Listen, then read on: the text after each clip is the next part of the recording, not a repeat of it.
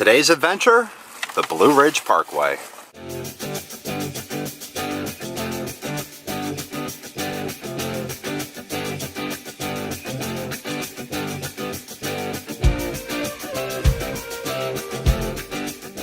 Happy Wednesday, everyone, and welcome to another episode of Adventure Wednesday in the South. Today we're in the state of Virginia, but more specifically in the Blue Ridge Mountains, about to enter the Blue Ridge Parkway. I've gone on this road twice before, both times on my motorcycle, and both times were about 12 or so years ago, so it's been quite some time since I've been down here. Anyways, Amanda's with me. We're at the northernmost point, the northernmost gate on the Blue Ridge Parkway. Let's get going. Alright, so literally 5 seconds into the drive, we stopped at the first overlook, the Afton Overlook. The valley elevation here is 800 feet, and the elevation at this point is 1,895 feet. Look at that view. Now, a few weeks ago on two separate episodes, I brought you guys down the Shenandoah Skyline Drive. If you want to check that out, the link will be up here or down below in the description. Anyways, this location is just outside the final southern gate in the Shenandoah National Park.